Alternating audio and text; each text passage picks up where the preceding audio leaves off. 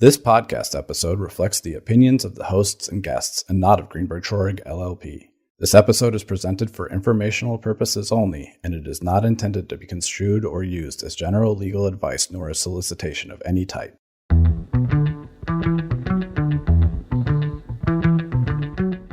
Hello and welcome to Competition Law in the Americas. We hope to become your trusted resource for insights into competition law and antitrust litigation.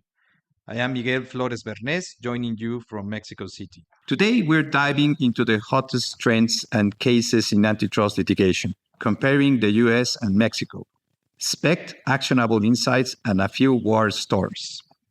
I'm really excited to have Bill Katz with us today. He's the co-chair of the Antitrust Litigation and Competition Regulation Practice at Greenberg Traurig in Dallas, Texas.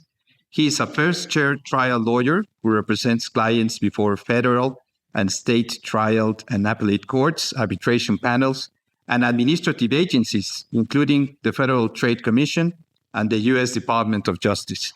Besides helping clients address complex disputes, Bill also has experience conducting internal investigations, representing audit committees, and designing and implementing compliance and training programs. Bill is a frequent speaker and an author on antitrust, healthcare, class action, and other complex litigation issues. And honestly, he's a rock star when it comes to antitrust litigation in the US. Bill, welcome to the show. Happy to be here. I'm flattered and honored and humbled by the introduction, and looking forward to talking about some really interesting antitrust and competition litigation topics today. Well, thanks for joining us. So, antitrust litigation key trends in the USA and Mexico. In Mexico, we're seeing a transformation. We have a new agency, the Comisión Nacional Antimonopolios, new appointed specialized judges, and a push for more transparency. Meanwhile, the US continues to set global trends in antitrust enforcement. For businesses and lawyers on both sides of the border, understanding these changes is crucial. So let's get started. Bill, here in Mexico, the landscape is shifting quickly. The creation of the Comisión Nacional, the appointment of specialized judges have brought a new level of technical sophistication to our courts and possible new criteria. We've seen headline cases in the transport, healthcare, and energy sectors, and there's a real sense that regulatory enforcement is ramping up. In Mexico, authorities are becoming increasingly active, which means companies face greater risks if they breach competition law. And as a result, lawyers and businesses need to be proactive and ensure they are fully prepared. However, compared to the US, we're still catching up, especially when it comes to private enforcement and collective actions. Before we dive into the details, Bill, I'd like to hear about your firsthand experiences with major antitrust litigation. What's the most memorable antitrust case you've litigated recently, and what made it stand out? The one that kind of probably stands out the most recently involved the legality of non-compete provisions in contracts. Here in the United States, labor and employment issues in the antitrust area have been a very, very hot topic. They were a very hot topic under the prior presidential administration when Lina Khan was running the FTC and Jonathan Cantor was running the Department of Justice's antitrust division. I think what's been interesting is we've seen that trend continue into the current administration. The FTC, even under President Trump now, has formed a joint task force to focus on labor and employment issues. They are collecting through a request for information about non-compete and other types of restricted clauses in contracts that affect labor and employment issues. And they've also brought a specific enforcement action against a particular company in which they've gotten a consent decree in which that company has basically agreed not to enforce the thousands of non-compete provisions that they had in their employees' contracts. So it's a hot topic and it cuts across presidential administrations here in the United States. And I had a case recently that involved similar type issues that sort of remains ongoing. So I can't get into too much of the details, but I think these types of issues in labor and employment and Some of the other sectors or industries we'll talk about later are key here in the United States because they just affect so many people and so many voters. Those are hot topics, and that's kind of a big one that I've worked on lately. Thank you, Bill. Have you ever been surprised by a court's decision or a regulator's approach in a high-profile case? Can you share a story with us? Yeah, absolutely. I'd say earlier in my career, I worked on a case where it was a multi-defendant antitrust class action. In that case, it was kind of nice because the defendants in that case and the clients specifically that I was representing, they were all charities. So they were very sympathetic, much more sympathetic than perhaps some of the other defendants you get in a lot of cases. Because of the fact that they were very, very sympathetic, we were actually able to engage in kind of a two-pronged approach in defending against the case. We obviously fought it on the merits legally, but we were also able to undertake a lobbying campaign. And actually, we were able to get the Sherman Act amended and to create ultimately an exemption from the Sherman Act for the type of conduct that our charitable clients were engaged in.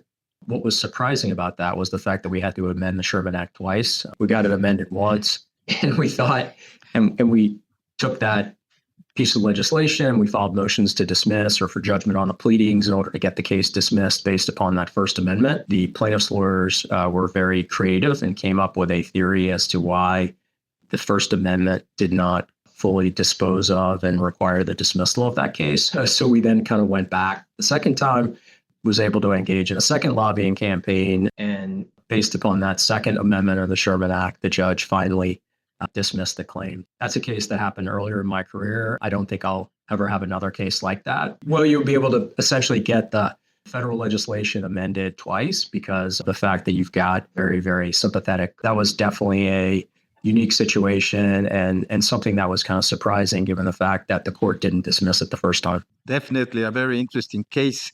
What's one lesson from a U.S. case that you think Mexican companies or lawyers should pay attention to as our system evolves? I'd say one of the biggest things, obviously, is antitrust cases can be very complex, both legally and factually, and also they often involve economic issues. And so you have a lot of expert testimony talking about economic theory and how that applies to the facts. So I think one of the most important things to do in any antitrust case and any antitrust litigation is to really focus on communication and coming up with simple theories and themes in order to explain your position and why your client is right and why your client should win. I think it's just very important, whether your decision maker is a judge or whether your decision maker is a jury, to really be thinking about how to take what can be fairly complex legal issues or complex economic concepts and to put those in a manner that's going to be easy to understand for your audience and your decision maker, whoever that may be.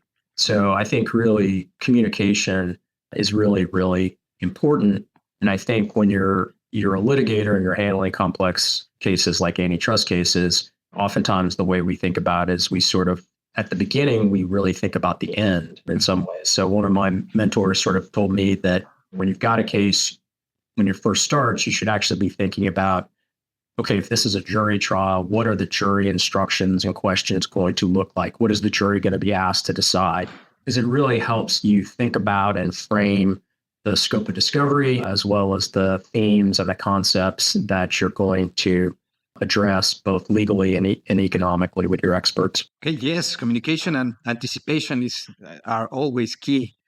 Bill, have you ever seen a case where cross-border issues complicated the litigation? And how did you handle it? Yeah, I'd say cross-border issues tend to come up, I'd say in a couple of ways in the context of antitrust litigation. I'd say the first way would be, so oftentimes if you're dealing with a transaction where you've got multiple jurisdictions in which they are analyzing the transaction and determining whether or not it's anti-competitive and whether or not there's going to be a challenge. And you often see in instances where one jurisdiction, there's not a challenge, and that the transaction is essentially approved or allowed to proceed and to close without any type of challenge. And on the other hand, in a different jurisdiction, the antitrust enforcers and the competition enforcers in that jurisdiction take a different approach and want to challenge it. So you could find yourself held up, so to speak, while you have to litigate in one particular forum. And there's really no other way to handle it other than the fact that you have to be prepared for and address and resolve the litigation as quickly and as best you can. But I think preparation is key when it comes to those kind of issues, both in terms of when you're filing in your various jurisdictions to seek approval for the transaction, and then ultimately planning to litigate kind of the worst case scenario. I'd say the second instance it comes up, and really outside the transactional context, is oftentimes it comes up in the context of e-discovery type issues, where you've got, even for example, like an antitrust class action filed here in the United States, but a lot of the companies that are defendants have headquarters perhaps or U.S. subsidiaries of foreign entities. And you have to address a whole variety of privacy issues, language issues, or translations if some of the documents are in a different language, and how do you address those types of issues, and are you prepared for those, and how do you get them reviewed and produced and analyzed? And then oftentimes you have to deal with different privilege issues as well. Obviously, attorney-client privilege type issues are important, and that would be a basis in the United States to withhold documents from discovery, but different countries may have different privilege issues. And so I think just trying to think about those kind of cross-border issues when you're dealing with multiple jurisdictions related to the privacy issues, privilege issues, the language issues. Again, it really just helps to be kind of thinking proactively and preparing for all these things at the outset. Again, always anticipating to be prepared. Now, Bill, let's talk about tactics. As enforcement ramps up in Mexico, with steeper fines, criminal prosecution, and a potential surge in private and collective actions, the landscape for competition law is rapidly changing. Our courts and experts are in need of adapting, which brings new challenges and opportunities for everyone involved. Given these shifts, let's talk about how litigation tactics are evolving. How have you seen enforcement strategies shift in the US?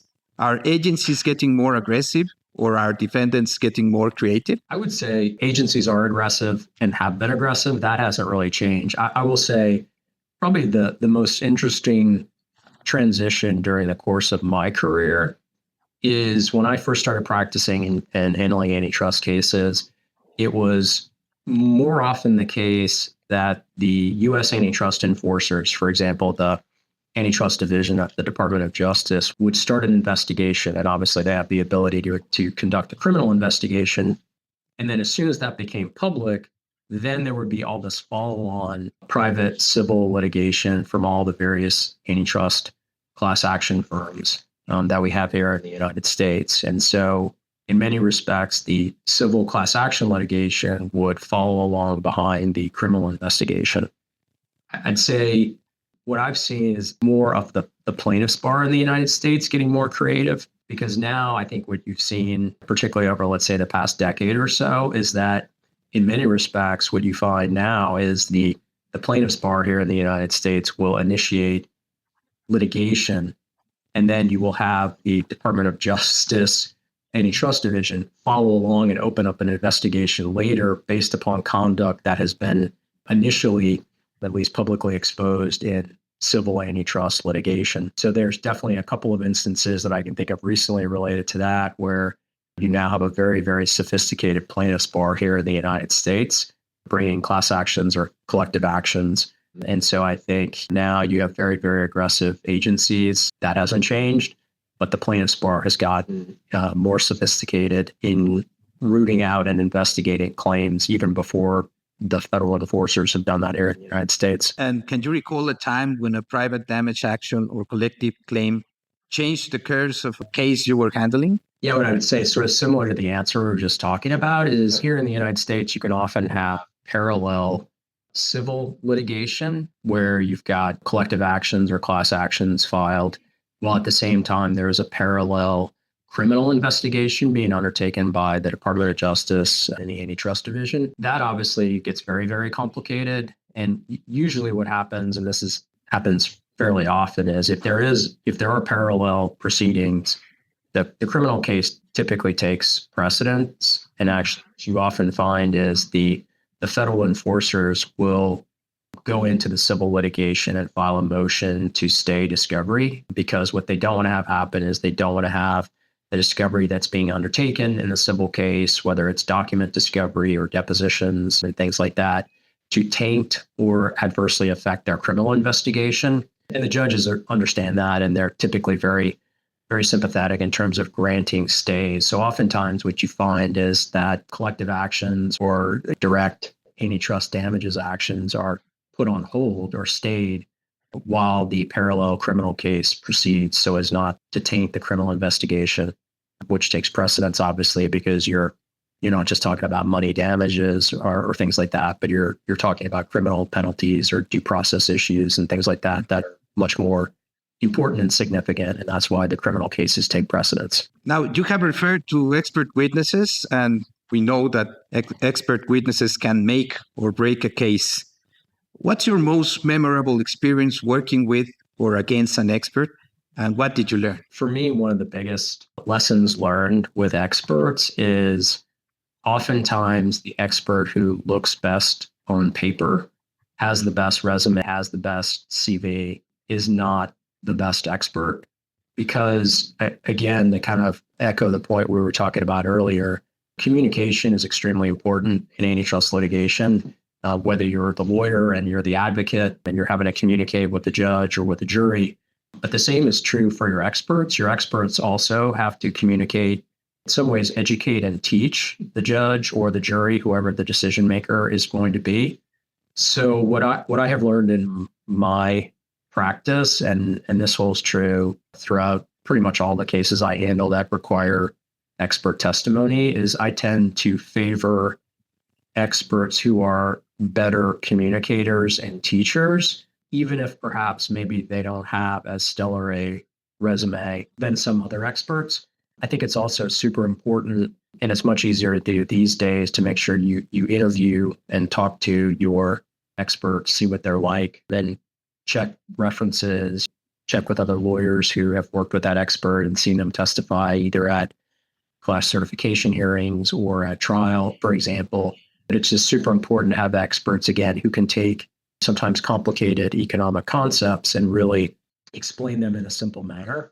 I have an expert I use quite a bit who actually still teaches at a university here in the United States. And I think that's super helpful. Again, if you're having to teach an economics class to college undergraduates in the US, that you must have some sort of experience trying to explain economic concepts to folks who maybe aren't that experienced or knowledgeable about them. That's very, very helpful. So I'd say in my experience, and there's one situation that stands out earlier in my career where we were in a multi-defendant class action. And so you're having to work with a joint defense group to decide who you're going to hire as your expert. And there were a lot of people in that group who really wanted to hire well-known, who taught at a very prestigious U.S. university, Ivy League university, had published widely, was rumored to be potentially in the running to receive a Nobel Prize in economics for some of the research that he had done. Mm-hmm. And to be honest with you, he was probably one of the worst testifying experts I've ever seen in the course of my career. So, I mean, that was sort of the big lesson, is that, again, just because people look great on paper or their CV looks fantastic, again, the whole notion of being an expert in litigation is more than just how you look on paper. You really do have to be able to put, as one of my other mentors said, put the cookies on the bottom shelf and explain things simply, again, to your judge or to your jury, whoever your decision maker is. And so that was a big lesson learned for me, for sure. That's great advice, Bill. Now, if you could give one piece of tactical advice to a litigator facing their first big antitrust case, what would it be? Preparation. I mean, honestly, we've talked about it already, but there is no substitute for preparation. And I can't tell you how helpful preparation is, because earlier in my career, particularly at a time when you're going into depositions or hearings with lawyers at a point who maybe are more experienced than you are, who've been practicing for longer, what I generally found, and the advice that I had sort of gotten from my mentors, was just as long as you're prepared and the most prepared lawyer in the room, that generally things will go okay. And that's completely and totally held true. So I think that's just an overarching theme that applies regardless of whether you're talking about antitrust litigation or really any part of, I think, practicing law, or certainly any piece of litigation, is you want to be as prepared as you can for whatever it is that you're dealing with, whether it's a deposition, whether it's trial, whether it's a class certification hearing, whether it's a discovery dispute, you name it. I try to make sure that I am the most prepared person in the room, so to speak. And I think that's critical advice for anyone who wants to do antitrust litigation. It just really makes a huge difference to be as prepared as you possibly can be. Can you share an experience where something unforeseen came up during trial and you had to quickly adapt your strategy?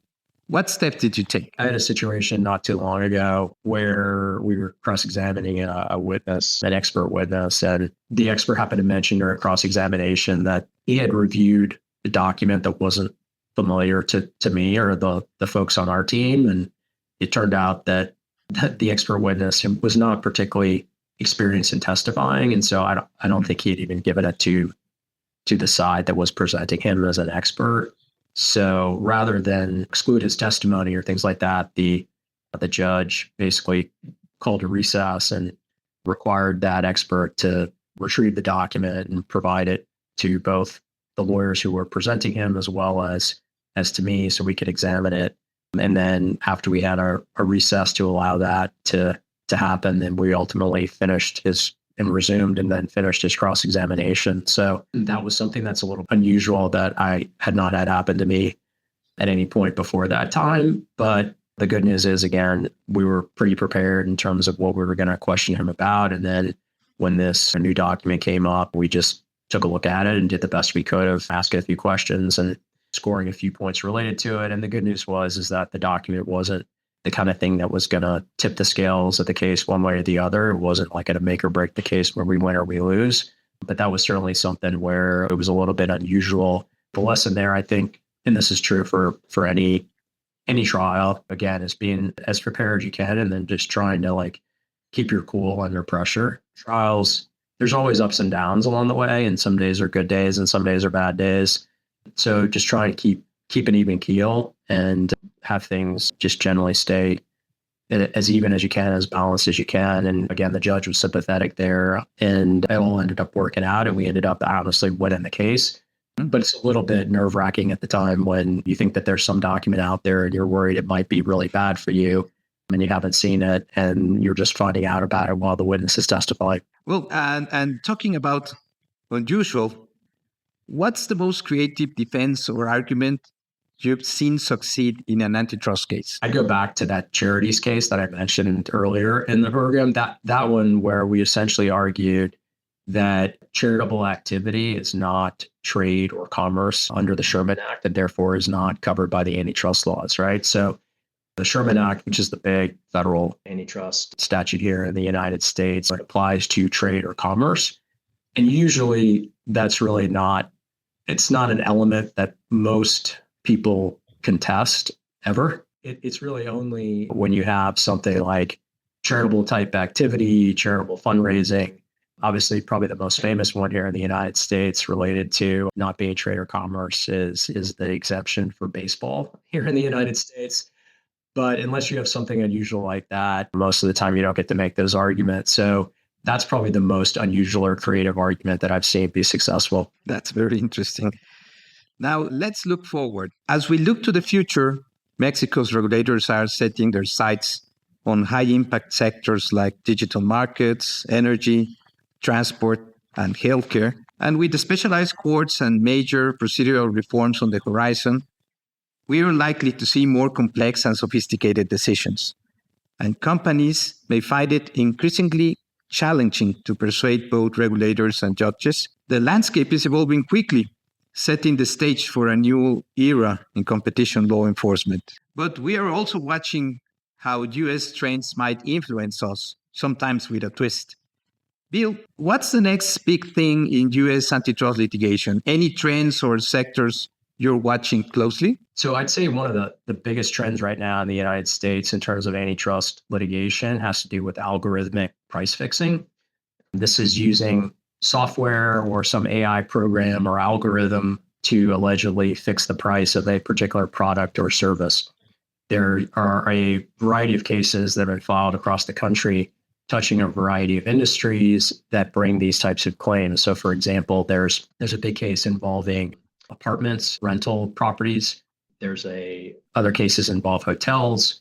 other cases involving mobile homes, another case involving healthcare pricing and things like that.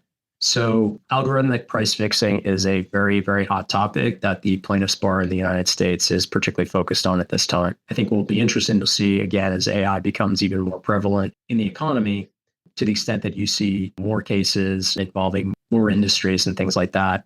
And we've actually spent a lot of time actually counseling clients on compliance issues about how to make sure that to the extent that they are using software or AI to make pricing decisions or help inform their pricing decisions, to make sure that they do it in such a way as to minimize their antitrust risk. So I'd say algorithmic price fixing is definitely a big trend.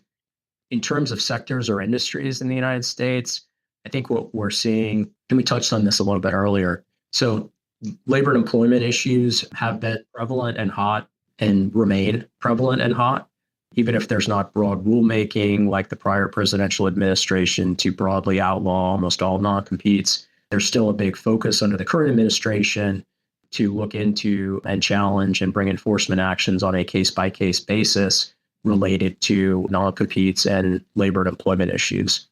I'd say other industries that are prevalent for enforcement, certainly technology. I mean, there's multiple technology cases going on here in the United States, and I would certainly expect that to continue, and that has cut across various presidential administrations. And then I think the other big one, again, that is a big area, regardless of who's in the White House, is healthcare. Healthcare antitrust and healthcare antitrust enforcement is always a big priority. And that's true in a variety of ways. Obviously, healthcare touches pretty much all Americans. And I think that's why certainly it's a big issue.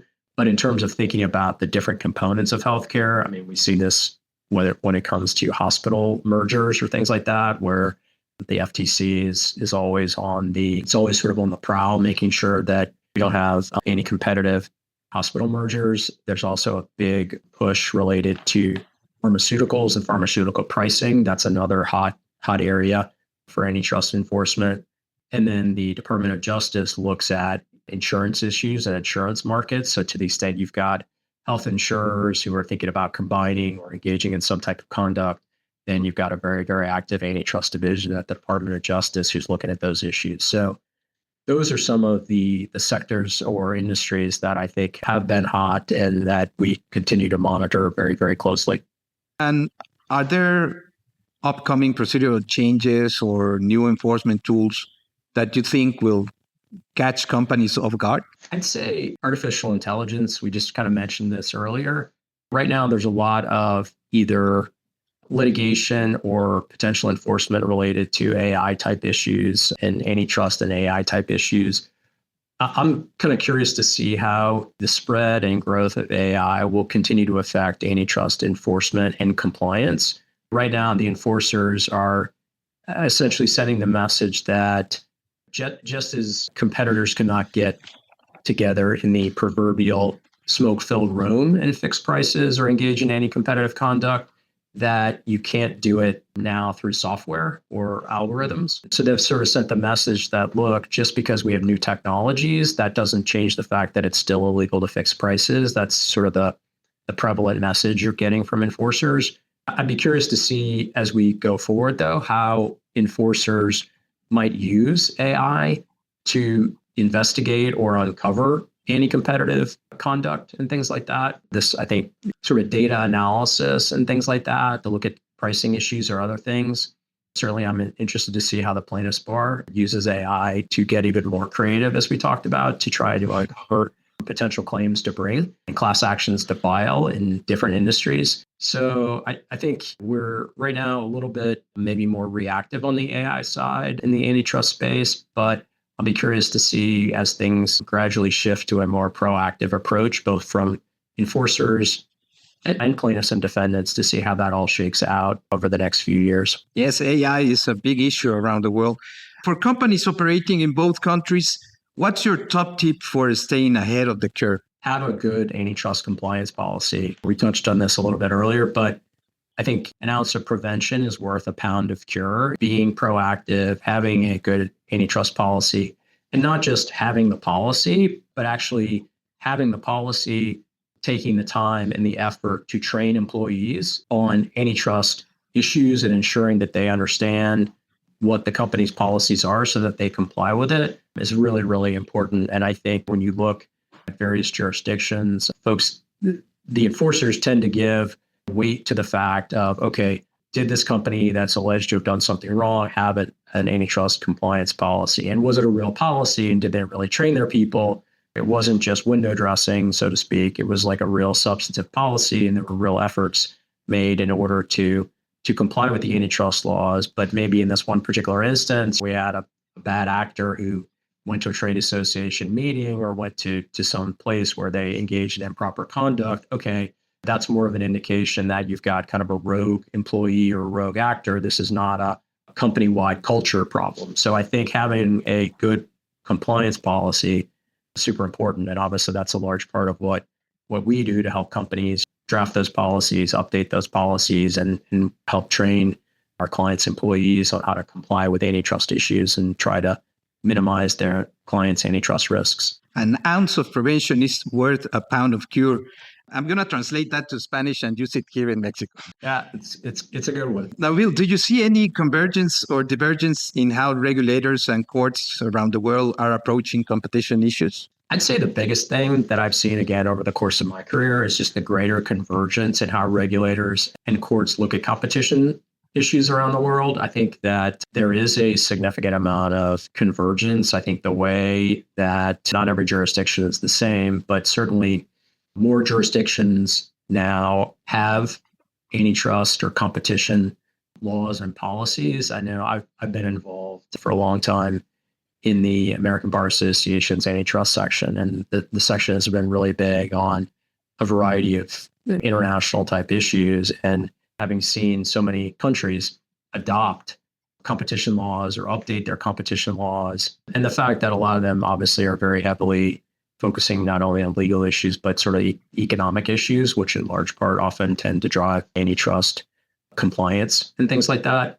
So I'd definitely say there's been a whole lot greater convergence across the world in terms of how folks are looking at and enforcing and analyzing antitrust and competition issues. And there's definitely a lot of coordination among different jurisdictions. I mean, that's the big thing. Like when you go to any conference and you listen to antitrust and competition enforcers from different countries, I mean, they all tell the audience and tell all the lawyers and tell all the clients in attendance, like, hey, don't think that you can tell one country one thing and another country something else, because believe us, we're all talking, right? If we're looking at your transaction, we're all communicating with each other and we're all making sure that you're telling us all the same story. So I think just being aware of the fact that there's going to be a lot of that coordination, there is a fair amount of convergence, is definitely a trend that has happened, and I would expect to continue into the future. Certainly. Now, let's turn to practical issues for businesses. In Mexico, document preservation and compliance are more important than ever as enforcement intensifies. Companies now face the real possibility of both regulatory investigations and private lawsuits, making it essential to have robust systems and protocols in place. Proactive preparation can make the difference between managing a legal challenge smoothly or facing costly setbacks. In this environment, businesses must stay vigilant and ready to respond quickly and effectively to any litigation risk that arise. Bill, what's your go-to checklist for litigation readiness in the U.S.? So when it comes to litigation readiness, I'd say, well, first off, we just talked about having a good compliance policy. So trying to minimize the risk or prevent bad things from happening at the outset, that's an important thing on the checklist. But if we get to the point where there's actually litigation filed or contemplated, certainly here in the U.S., given the scope of discovery, given the breadth of electronic discovery, one of the first things on any litigator's checklist is going to be a litigation hold, making sure that there are steps taken in order to preserve all documents, all emails, all electronically stored information. One of the ways you can obviously get in trouble in litigation is have a situation where you even inadvertently, but intentionally or inadvertently delete relevant information that would bear on the plaintiff's claims or the defendant's defenses. So really at the outset of the case, as we're getting involved, one of the first things we'll talk about with clients is putting a litigation hold in place, trying to identify the types of documents that need to be preserved thinking about who the custodians are. Like, okay, who are the people at the company? It could be a very big company. But who are the people most likely to have relevant documents, and to make sure we preserve those custodians' documents and the types of documents that we need, particularly until we can get a better handle. And once discovery starts to ramp up and we know exactly what it is, for example, the plaintiffs are looking for, that's super important.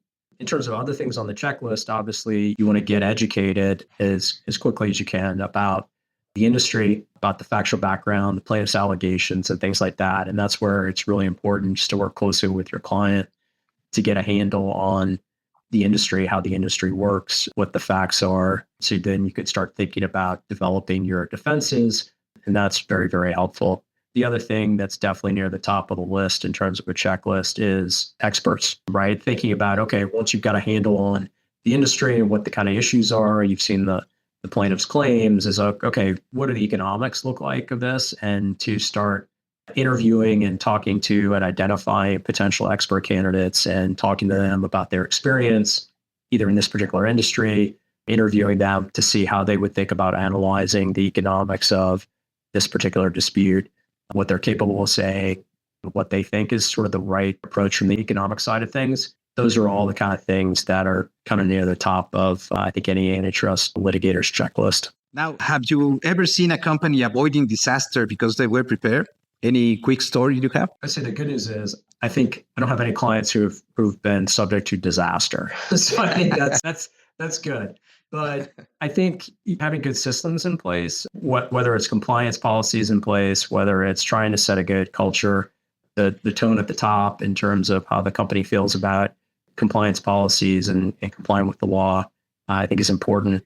Having good electronic preservation systems in place so that if there is litigation or the threat of litigation, that you're able to promptly identify the relevant custodians and documents and preserve those kind of things. Those are all good things. And I've been fortunate to work with clients who had good cultures, good compliance policies, good IT teams or IT vendors who can help ensure that we don't have any slip ups and can really focus on defending the case on the merits and not have some of the satellite litigation you get related to discovery issues or documents being inadvertently deleted or things like that. So I've been fortunate to knock on wood here. Now, Bill, what's one thing companies consistently overlook that gets them into trouble? Not having a good compliance and training policy and approach. I can't emphasize it enough. I know I sound like a broken record because I probably brought it up 3 or 4 times during the course of our discussion today. It really does help in terms of sending the message to company employees about what's okay and what's not okay, particularly in scenarios where those employees are going to be dealing with pricing issues, or maybe they're going to be even interacting with competitors, with representatives of other competing companies. So, for example, obviously, we do a fair amount of work advising companies or trade associations about participating in trade associations. There's a lot of clients and companies participate in trade associations. There are a lot of really beneficial things that trade associations do.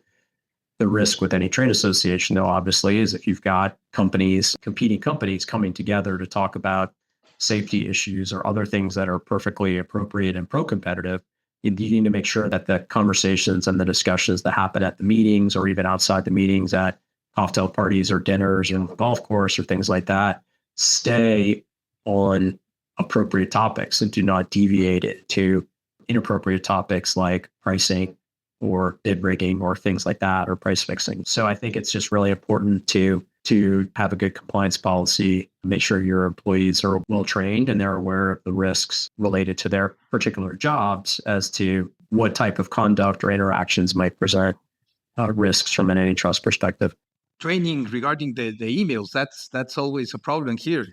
Yeah, so I'd say exactly. Good point. So another thing that we've done over the years is to work with clients and conduct internal trainings and to talk to employees about the importance of what they say in their internal communications, whether those are emails or today a lot of folks use internal messaging type apps or things like that. So whether it's Teams or Slack or whatever it is, if you go back and you look at the news reports related to any big antitrust case that's been tried, you always see the instances where whether it's the plaintiffs, if it's a private action, or whether it's the FTC or the DOJ, if it's a government enforcement action or a merger challenge or something like that. It's always the bad documents. It's always the hot emails and things like that that are the key evidence in the case. So you're right. I mean, one of the things that we do is to try and talk to clients and train their employees on what not to say in emails. Don't talk about the fact that we have a dominant position in the market. I had one case early in my career where somebody sent an email talking about the fact that we were the 800-pound gorilla, which was unfortunate. The client, though, did have a sense of humor. We ended up getting a decent result in that case. And then the client proceeded to send me and all the other lawyers who worked on the case kind of like fake gorilla heads. So, but it's awkward and it's uncomfortable, and you have to spend a lot of time trying to explain away what somebody said in internal email or internal message. So it's just really, really important to just kind of assume that whatever you say is going to be read in court someday, or will show up on the front page of the New York Times or the Wall Street Journal. So just be really, really careful about that. And unfortunately, not all employees are that careful about what they say, and they tend to be very, very casual at times. And honestly, it creates issues on the back end for the lawyers that have to deal with it. Let's wrap up with the lightning round with quick answers. What's the biggest mistake you see companies make in antitrust litigation? Not appreciating the time, effort, and expense that goes into being successful in antitrust litigation. I mean, the legal issues are complex. The economic issues are complex. The cases take a fair amount of time. They oftentimes can be slow moving and they're expensive, but it's just really, really important to try and do it the right way. And there's not a way to really cut corners. And you just really need to do the best that you can and recognize that it's a process and it's going to take a while to work itself through. And one piece of advice you wish every client will follow? Being proactive, and however you define being proactive, whether that's having a good compliance and training policy, whether that's having a good email, electronic record preservation policy, whether it's calling your antitrust lawyer and seeking advice and counseling about issues before the fact rather than after the fact. Again, ounce of prevention is worth a pound of cure, and there's nothing that substitutes for being proactive. The funniest or most surprising moment in a case? That was probably actually not an antitrust case, but I actually had a situation once and it kind of floored me because this was a little bit earlier in my career where I was really focused on trying to be as prepared as I could, because I would find myself oftentimes against lawyers who've been practicing for longer. And it was a federal case and it involved, we were trying to change venue. So we were trying to move the case from Michigan to Texas. And we went to the hearing in Michigan with the federal judge, and he started asking the opposing lawyer questions about the federal venue statute. And the opposing lawyer got up and essentially told the judge that he wasn't as familiar with the venue statute as he should be, and he couldn't answer the judge's questions. So that floored me. The other most surprising moment was honestly in the same case where the client on the other side was an individual, a wealthy individual who was not happy with the way things were going. So he almost wanted to get into a fight with one of my partners. So I've never had a situation where you had to separate people in a federal courthouse. That case was, that was a shocker for sure. Well, Bill, great insights. Thank you, Bill, for sharing all your experience with us. It's been a great pleasure having you on the show, and I'm sure our listeners have learned a lot from your experience and insights. As we wrap up, I want to remind our audience that the world of antitrust and competition law is evolving rapidly. Whether you're in Dallas, Mexico City, or anywhere in the Americas, staying informed and ready is more important than ever. If you enjoyed today's episode, don't forget to subscribe to Competition Law in the Americas for more cross-border insights. Thank you for listening to Competition Law in the Americas. Bill, thank you again for joining us. Until next time, stay curious, stay competitive.